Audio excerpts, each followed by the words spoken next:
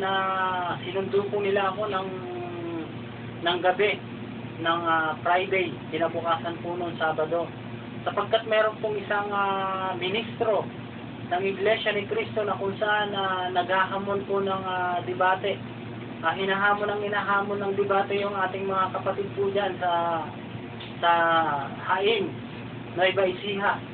Opo, matagal na po yun.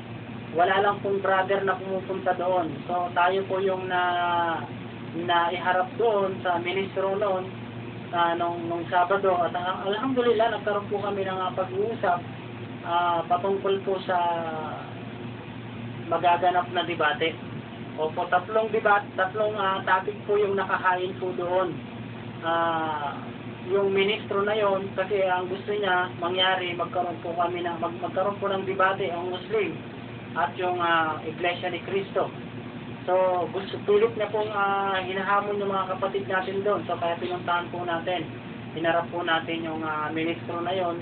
Nang sa ganun, maiparating natin at kung ano pa po yung gusto niya, nakahanda naman po tayo na umarap. Opo. Kahit na anong pong klaseng pag-uusap. Basta ito po ay maginoong pag-uusap. Hindi naman po tayo magkakaroon ng personalan o magkakaroon ng pag-aaway. Ito po ay sa pagitan lamang ng ating relihiyon. Patutunayan po natin, katulad po yung tatlong na sinasabi ng topic na yon, na ang unang topic na gusto niya ay patutunayan nila na ang Biblia ay talagang tunay at purong salita ng Diyos. So yun po yung unang topic na gustong ihain na kung saan upang magharap ang Muslim at ang Iglesia ni Cristo. Opo. So, yung pangalawa, yun po yung gusto nilang patunayan na si Felix Manalo daw ay siya po daw ang huling sugo. So, yun po yung gusto nilang patunayan. Kaya nga po, nung sinabi nila na si Felix Manalo yung huling sugo, napapatunayan nila, sabi ko, wala pong problema yan.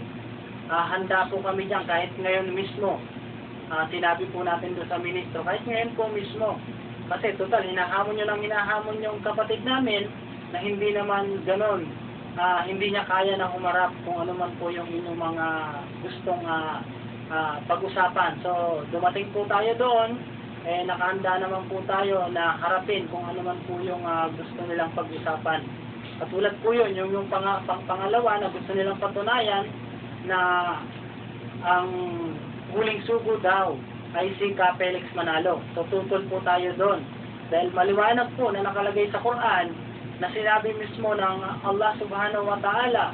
Sabi niya, وَمَا أَرْسَلْنَاكَ إِلَّا رَحْمَةً لِلْعَالَمِينَ. Ikaw Muhammad ay sinugo namin para sa sangkatauhan, isang habag para sa sangkatauhan. At kasunod po doon sa aya na yon, meron pong nabanggit din po sa banal na Quran na sinabi mismo ng Allah subhanahu wa ta'ala na si Propeta Muhammad ay kataman nabiyin, katabul anbiya. Opo, siya po yung sadka, huli sa lahat ng mga propeta. Opo, kasi kung iisipin po natin, sinabi mismo ng kasulatan, ng banal na kasulatan sa Quran, na sinabi ng Allah subhanahu wa ta'ala na siya yung kahuli-hulihan sa lahat ng sugo. So wala na pong ibang darating dahil siya na po yung sadka. Siya po yung huli sa lahat ng mga propeta. Kaya yung nagkiklaim po, lahat ng mga nagkiklaim na sila po ay huling sugo, sila po ay propeta, sila po ay matatawag natin na mga bulaang propeta, sila po ay mga peking propeta. Hindi po natin matatawag na sila po ay tunay na sugo o sila ay mga propeta sapagkat nababanggit po sa banal na kasulatan, sa banal na Quran na ang propeta Muhammad sallallahu alaihi wasallam, siya po yung kahuli-hulihan sa lahat ng mga propeta.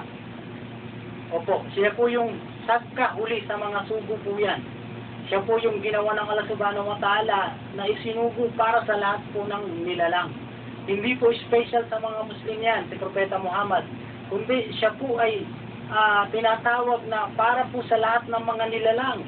Hindi lang po sa tao, lahat po ng nilalang na nakikita natin at hindi natin nakikita. Habag ang Propeta Muhammad sallallahu alaihi wasallam. Kaya yung mga nagkiklaim po, ulitin ko po, lahat po nagkiklaim na sila po ay huling sugo, sila po ay propeta, sila po ay matatawag nating bulaang propeta. Anong katunayan na kayo ay nag-aangkin, nasugo? Anong katibayan nyo? Walang katibayan, maging sa Biblia.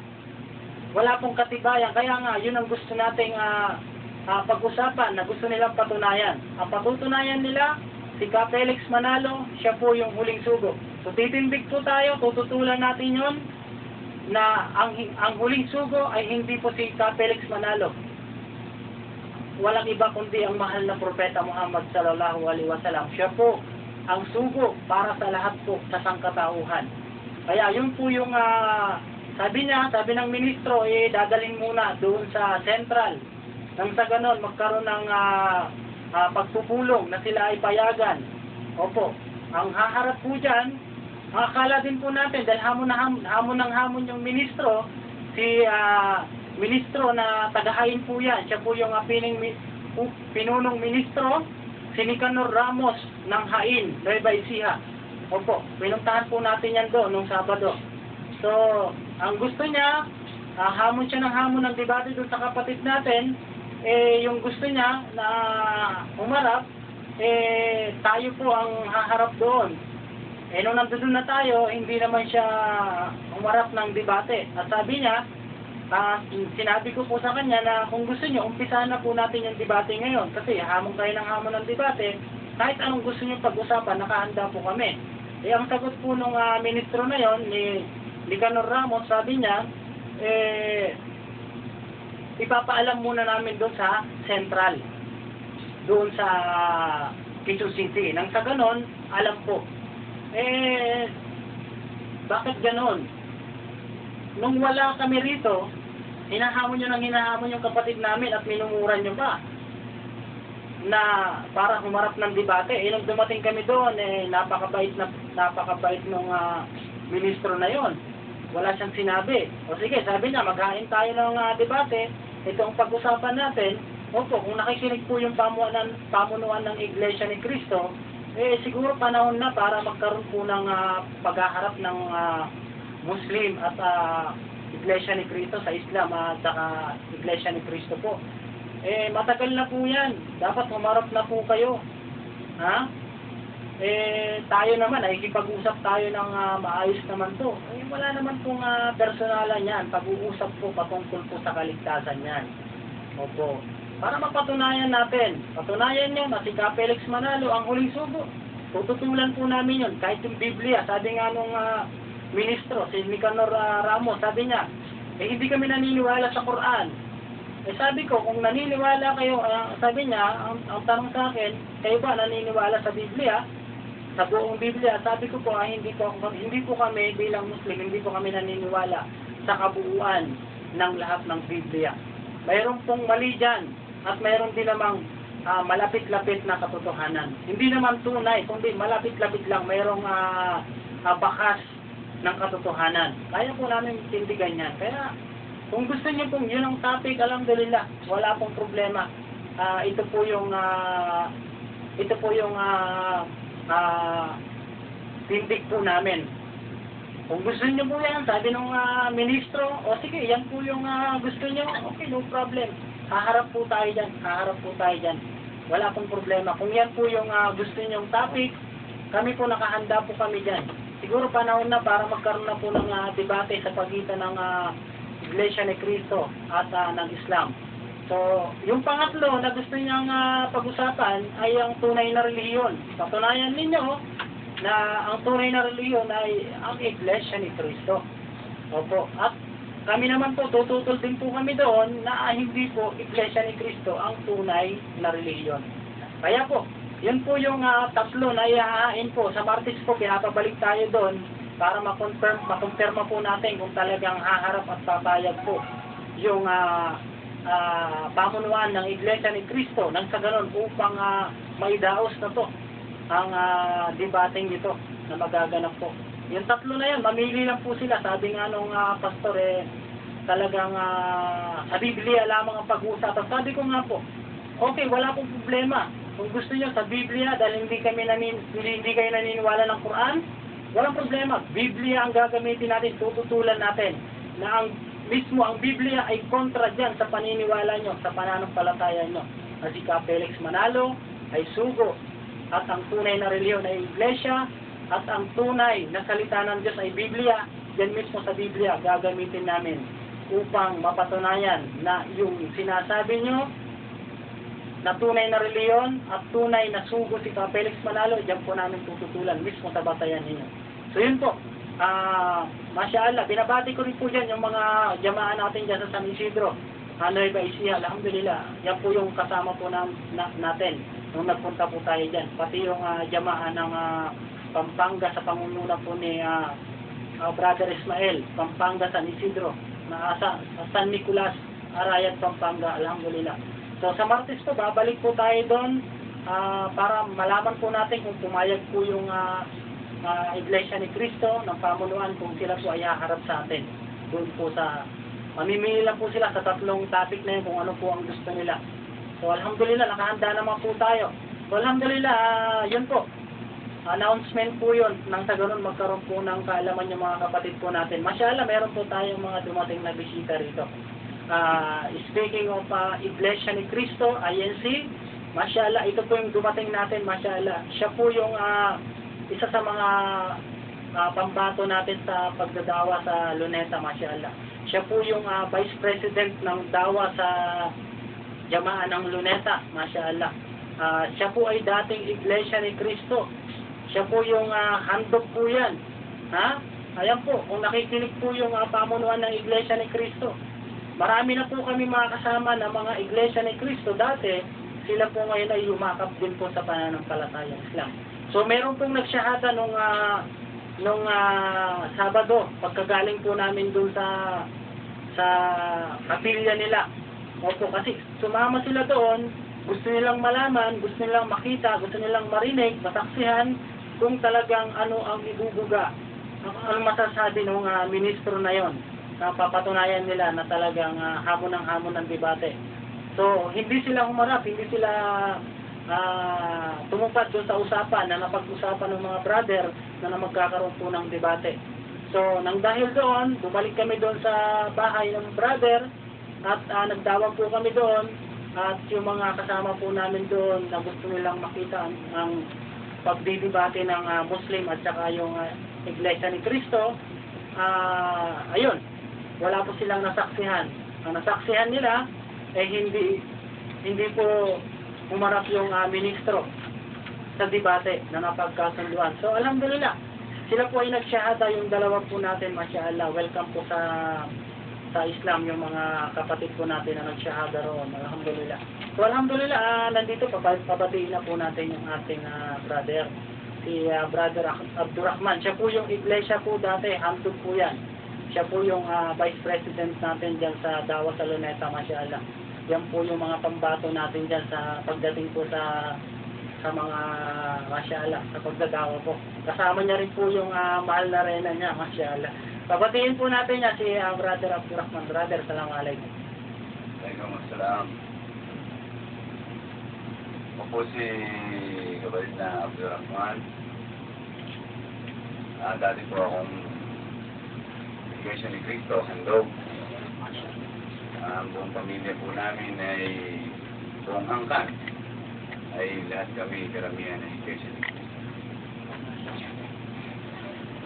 At alhamdulillah, magdadalawang taon pa lang po kami sa Islam. Pero bago po kami lumahok sa Islam, ay sinuri ko pong maigi kung ano po ang meron sa Islam. Alhamdulillah, pati yung asawa ko ngayon at ang aking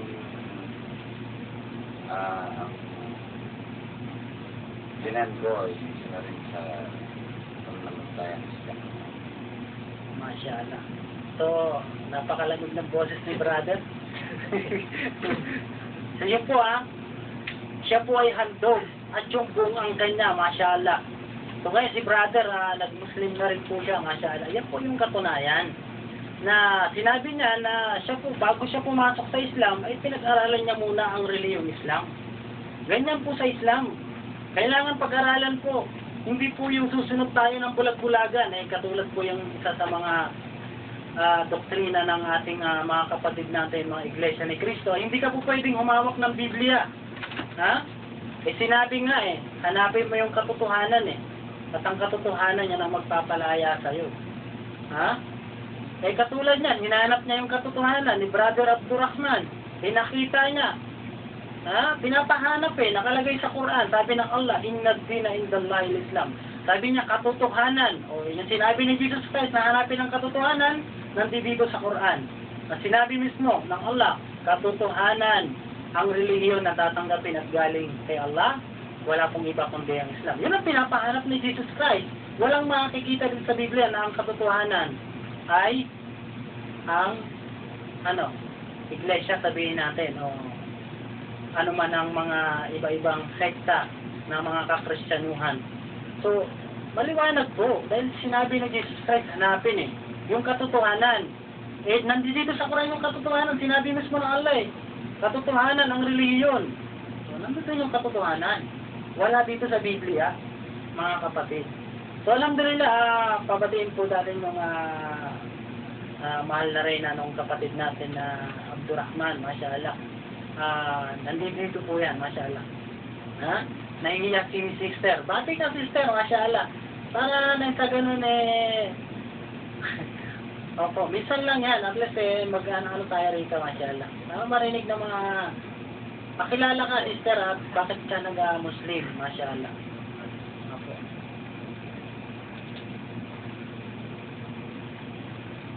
Magandang hapon po sa inyo. Ako po si Sister Elian.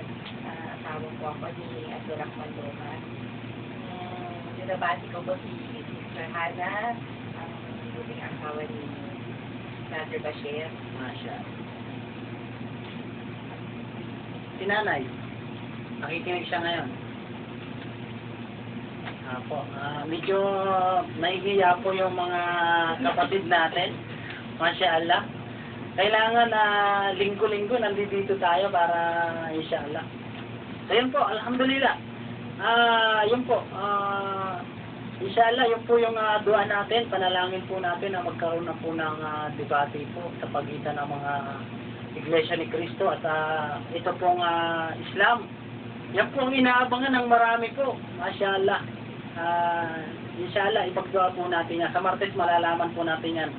Yun doon po natin malalaman. At pagka nagkaroon na po ng formal na permahan, so inshallah, i-announce din po natin yan, mashallah. Inshallah, ipagdua natin ang pumayag ng Central para nang sa ganun magkaroon na ng matinong pag-uusap sa pagitan ng dalawang relihiyon na to. So inshallah.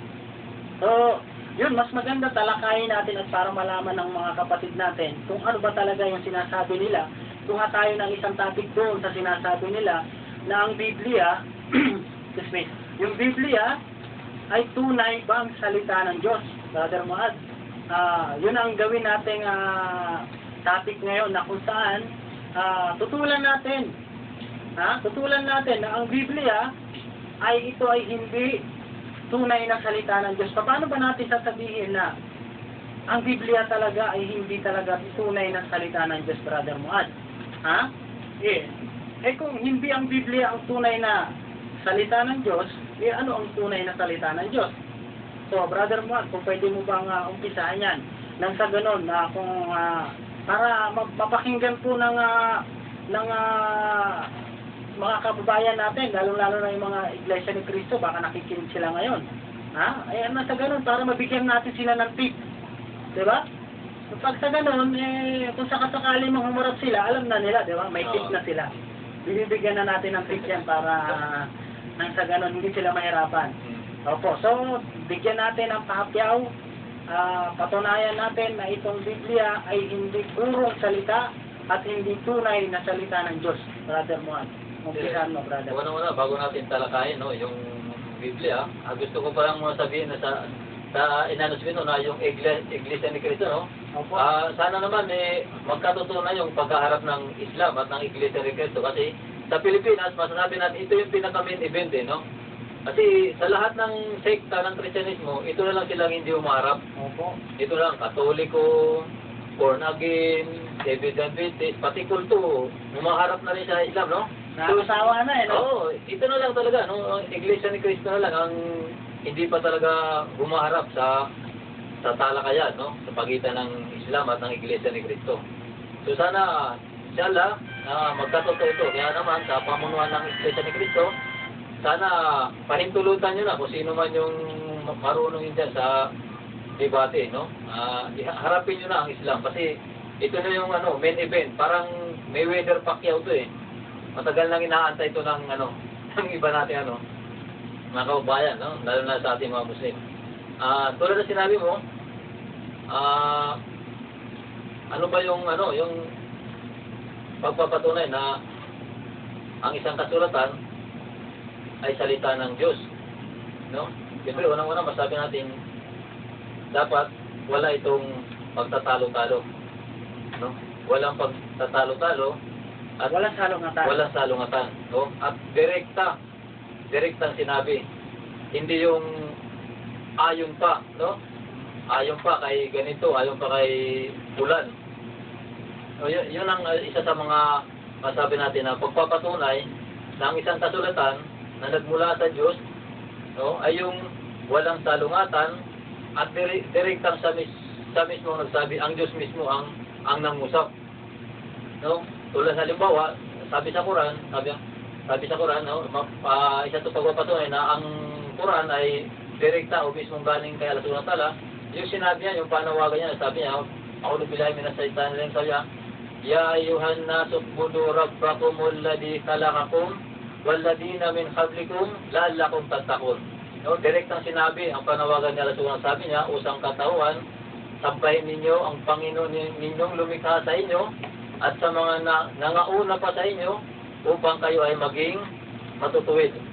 No? Isa yung sa mga sabi ng palatandaan na nagmula sa Diyos kasi direkta siya mismo yung nagpababasa, mismo yung nagsabi. At pangalawa, pwede natin sabihin na ito ay pinangalagaan niya, no?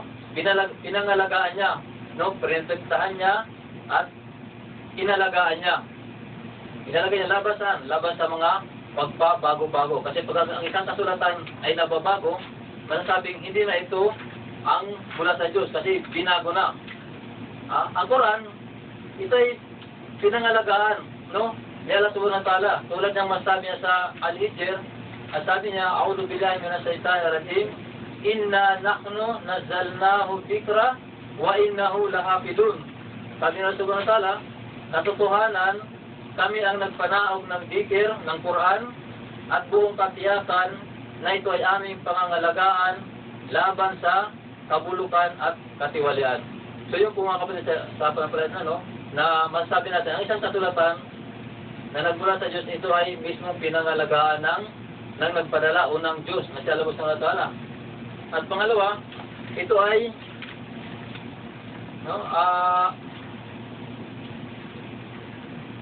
hindi pinadala ng kung sino-sino. Sabi na Allah Subhanahu wa Ta'ala, sabi na salita, A'udhu billahi minash shaitanir rajim, La yatihil batilu min bayni yadayhi wala min khalfihi tanzilu min hakimin hamid. Sabi na sa Quran, sabi niya, ang kasinungalingan ay hindi sasanib dito. Saan? Sa Quran, no? Hindi sasanib ang kasinungalingan sa Quran. Maging sa harapan o likuran nito. Ito ay pinadala ng isang tigid ng karunungan, ng isang karapat-dapat sa lahat ng pagpupuri. So isa sa mga palatandaan na masasabi natin, ang isang kasulatan, nagmula sa Diyos, unang-una, kanya itong pinangalagaan. No? Kanyang pinangalagaan. At pangalawa, hindi sasanib dito yung kasinungalingan. Hindi makapasok ang kasinungalingan, no? Maging ito man ay pamagat o sa pinakadulo na sinasabi. Pag na sinabi, hindi sasanib dito sa Quran, maging sa harapan o likuran nito. No? Yung kasinungalingan. No, kapatid, sa ating mga kapatid sa kapatid na Kristiyano, no, sinasabi na ang kanilang kasulatan ay sinasabi nilang ito ay salita ng Diyos. So dapat mapag-isipan nila kung ito ay salita ng Diyos, bakit sasabihin pa ang mabuting balita ayon kay ganito? ang mabuti ay puro may ayon. So bakit kung ito ay salita ng Diyos, dapat direktang sinabi dyan. O hindi na dumaan kung kani-kanino. Sino na kanino? No, hindi ayon. Oo. Oo. Direct. Dapat direkta, Direkta. inangkin. Opo. Mm. So yun po, alhamdulillah, napakaganda po yung sinabi ni brother mo at tama po. Alhamdulillah, paano ba natin makikita? Paano natin malalaman yung tunay na salita ng Diyos? Opo, meron po tayo rito na babanggitin po. Mga ilan lang po ito. Katunayan po na kung saan katibayan ang mga palatandaan ng tunay na salita ng Diyos. Opo. Unang palatandaan na makikita natin na ito ay tunay. Na ito ay tunay na salita ng Diyos. Unang palatandaan. Dapat unang-una, bago mo sabihin na ito ay galing sa Diyos at salita ng Diyos, una, dapat inangkin muna ng Diyos yan na yan ay mula sa Kanya. Dapat sinabi ng Biblia, sa loob ng Biblia, na itong Biblia ay galing sa akin to, galing sa Diyos ito. Yun muna kasi, pag sinabi natin na salita ng Diyos, dapat salita muna ng Diyos, Diyos muna ang magsasabi na kung saan ito ay mula sa Kanya. Dapat inangkin muna. Di ba? Kasi kung pag-aangkin, ang sasabihin natin, natural, kahit na sino naman, halimbawa, isang tao, paano mo malalaman na sa'yo yan kung hindi inaangkin na kung saan ito ay hindi talaga sa'yo? Di ba? Hindi mo talaga pag-aari. Pero yung Biblia, alam naman natin na wala tayong mababasa sa Biblia na sinabi ng Diyos na itong Biblia na to, galing sa akin to, salita ko to, mula sa akin to, ito yung daladala ng mga propeta. Wala pong ganon. At saka, unang-una muna, para sa kaalaman po ng mga kababayan natin, dapat alamin muna natin, o ninyo, mga kababayan po namin, ano po ba ang ibig sabihin ng Biblia? Yun muna. Kasi para malaman natin, ano ba yung salitang Biblia? Saan ba nagmula yan? Sino ba nag-imbento niyan?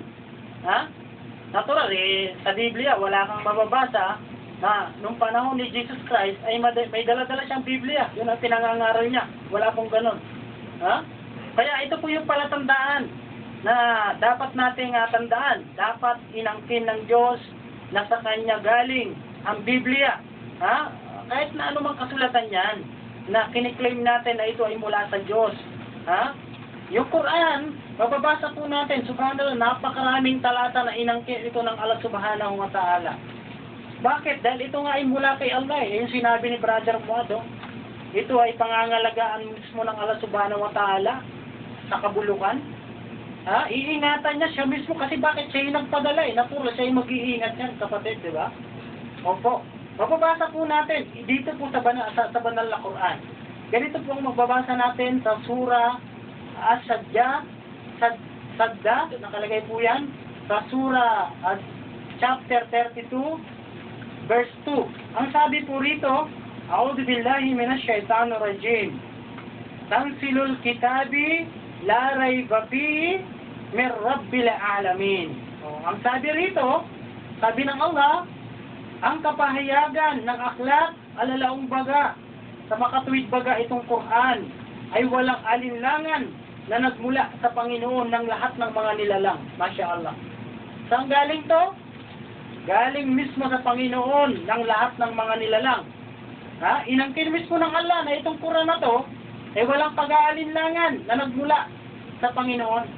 So yun muna yung batayan natin para makita natin, malaman natin, mapatunayan natin na ang kasulatan o ang Biblia na sinasabi ng mga kababayan natin na ito ay salita ng Diyos. Dapat unang-unang batayan dyan, inangkin ba ng Diyos na sa Kanya galing yung Biblia na yan? Samantalang sa Quran, isang verse pa lang po yung binabasa natin. Na sinabi mismo ng Allah, Tanzilul kitabi la rayba fihi min rabbil alamin. Na itong aklat ay walang pag-aalinlangan, itong kapahayagan. Ang Quran ay walang pag-aalinlangan na nagmula sa Panginoon ng lahat ng mga nilalang. So, maliwanag dito na ito ay mula sa Panginoon, Allah, inangkin niya na itong Quran na to, sinabi niya yung Quran na ipinadala niya, ipinahayag niya. Malinaw, brother. Kung kayo ay naghahanap talaga ng katotohanan, makikita po ninyo, mga kababayan po namin. Yun po yung unang batayan. Dapat inangkin ng Diyos yan. Nasa Kanya galing yan. Binanggit niya, inangkin niya galing sa akin yan. Kasulatan ko yan, Biblia ko yan. Ha? Pangalawang palatandaan, ha? Dapat yung original na lingwahe ng mga propeta, makikita pa rin natin dito sa Biblia na sinasabi natin na ito ay salita galing sa Diyos. Ang tanong natin, para sa mga kababayan natin, ano po ba yung totoong salita? Halimbawa, si Moises, nung panahon niya, kasi sinasabi nila, yung 5 books of Torah, ay nandito po ito. Itong magmula Genesis po. Itong naunang sa Biblia. Sinasabi nila, yun daw yung Torah ni Moises. Ang tanong naman po natin sa inyo mga kababayan, mga kapatid po namin. Kailan ba nagsalita ng Tagalog si Moises? At kailan ba nagsalita ng English si Moises? Ha? Bakit isinalin nyo? Bakit sinalin nyo sa English yan, sa Tagalog yan? Ha? Siguro naman, hindi naman Pilipino si Moises para isalin mo. Ha? At isa pang sinasabi nila, isinalin nila yung original, magmula original hanggang sa, isinalin nila yung salita ng Diyos. Na ito ay kapahayagan sa lahat ng sa mga propeta. Ibig mo sabihin, ikaw na, tumatay ka, kumakain ka, nag-aalmusal ka, nanananghalian ka, papalitan mo yung salita ng Diyos, ibig mo sabihin, matalino ka pa sa Diyos? Ha? Yun ang palatandaan. Nasaan yung original na lingwahe, kapahayagan sa propeta na pinahayagan ng salita niyan? Alam natin, Hebrew. Nasaan ngayon yung original na salita nun? O yung pangalawa, si Jesus Christ. Alayhi salam, si Jesus Christ. Si Jesus. Nasaan yung original na salita niya? Yung Aramaic. Wala na po tayong makikita. Nasaan na po? Diba? Yun ang palatandaan na tunay na salita ng Diyos. Kasi bakit? Makikita natin kung ano yung lingwahe ng kapahayagan, anong lingwahe ng propeta na yun. Ha? Ano ba lingwahe ni Jesus Christ? Siya ba ay Amerikano? Siya ba ay Pilipino? Ha? Kastila. Siya ba ay Kastila? Wala po. Wala po tayong makikita na original sa Biblia na Aramaic. Wala po, mga kapatid po namin, mga kababayan po namin. Yun po yung pangalawang batayan. Kung naghahanap po kayo ng katotohanan, yun po yung batayan na kung saan yung kapahayagan, kaya nga ang Quran, mga kapatid po namin, para sa kaalaman po ninyo. Yung Quran ay nananatili po sa lingwahe po, sa wikang Arabic, sapagkat ang salita ni Propeta Muhammad ay Arabic po. Kaya ito po ay pinapanatili ng Allah Subhanahu wa Ta'ala sa banal na Quran. Salita mismo. Kaya nga, makikita nyo, mayroon pong mga salin ng Tagalog sa Quran, bagamat isinalin ito, hindi po yung literal na kahulugan nito ang isinalin doon sa Tagalog. Nandoon pa rin po yung Arabic katabi po ng Tagalog. Bakit? Ang tinitignan po namin dito, binabalikan po namin yung Arabic, sapagkat yung isalin, pwede pong magkamali yung nagsalin dito. Kaya nga, pagka nabasa natin, babalik tayo dito sa original para malaman natin na itong original na to ay walang mali at walang dagdag at walang bawas. Na ito mismo ang salita ng Propeta Muhammad sallallahu alaihi wasallam. So ngayon, katulad sa Biblia, nasa na po yung original nito, ay puro English, puro Tagalog din nandito. Paano natin malalaman na yung original pala, ito pala yung totoong sinasabi nito dito sa pagkakasalin na to? Diba, brother? Nasaan ngayon? O brother mo, ito po yung katibayan sa banal na Quran na sinabi mismo ng Allah Subhanahu wa Ta'ala na yung original na salita ni Propeta Muhammad ay Arabic, sapagkat Arabic din na pinahayag kay Propeta Muhammad yung salitang Arabic na lingwahe ng Propeta Muhammad, kaya Arabic ang ipinahayag sa banal na Quran. Pakibasa mo, brother mo, sa Yusuf, sa surah Yusuf 12 verse 2, nakalagay po yan. Sinabi mismo sa chapter 12. Opo, nakalagay po yan. Opo, verse 2. Sinabi po ng Allah Subhanahu wa Ta'ala mismo na ang kapahayagan na ipinadala kay Propeta Muhammad ay sa wikang Arabic. Opo, nakibasa mo, brother mo. Sa surah Yusuf, chapter 2, verse 2. Sabi rito, A'udhu billahi minas shaitanir rajim. Inna anzalnahu Qur'anan Arabiyyan la'allakum ta'qilun. no? Sabi rito sa pinakamalapit na kalugan sa Tagalog, katotohanang ipinanaog namin ito sa wikang Arabic na Quran. Alalaw baga nababasa sa wikang Arabic upang ito ay inyong maunawaan. Ayun, Masya Allah. Ipinahayag kay Propeta Muhammad sallallahu alaihi wasallam sa wikang Arabic at pinanatili ng Allah subhanahu wa ta'ala sa wikang Arabic. Arabic. Kaya, ito po yung hinahanap natin na ebidensya. Yun po yung pangalawang palatandaan. Dapat yung original na kapahayagan, nandun pa rin. Intact pa rin, nandito pa rin. Kaya nga itong banal na Quran, nananatili po ito sa wikang Arabic. Ha? Kung isinasalin man po yan, hindi po literal na isinasalin mismo yung mismong kahulugan. Malapit-lapit lang po na kahulugan yan. Yung mababasa po ninyo. Kaya nagtataka rin po tayo sa mga kababayan natin. Sa mga iba't ibang sulok dito po, sa mga nakakausap po natin, lalong-lalo na dyan sa Luneta. Kapag sila ay nag-quote sa Quran, yung mga salin, minsan nagkakaroon tayo ng mga kausap, sinasabi nila, ang Quran daw, ganito, ganon. Anong binabasa ninyo?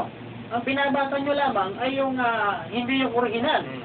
Yun po yung challenge namin, sa original nyo po basahin yan, sa ganon malaman po ninyo at maunawaan ninyo kung ano ang sinasabi ng mga talata sa banal na Quran. Hindi po basta-basta iinano po namin, tinatapsir yung sarili po namin. Kahit sabihin po namin kami po ay mga scholar. Kailangan nyo pong pag-aralan yung original na kapahayagan. Na kung saan, ito po yung palatandaan nga po na makikita po natin. Yun po yung pangalawa. Opo, yung pangalawang batayan, palatandaan na yung totoong salita ng Diyos ay sa wikang Arabic na original na kung saan salita ng mga propeta. Kung ano yung lingwahe ng propeta, doon ipapahayag kung anong lingwahe niya. Halimbawa, kung Ilocano siya, ipapahayag sa kanyang salita. Doon din sa sarili niyang lingwahe. Kung Bicolano, ganun din. Kung Bisaya siya, ganun din. Iisa din. Kaya dapat nandun pa rin nananatili po. Kaya ito po yung Quran, nananatili po ito, wala pong dagdag at wala pong bawas.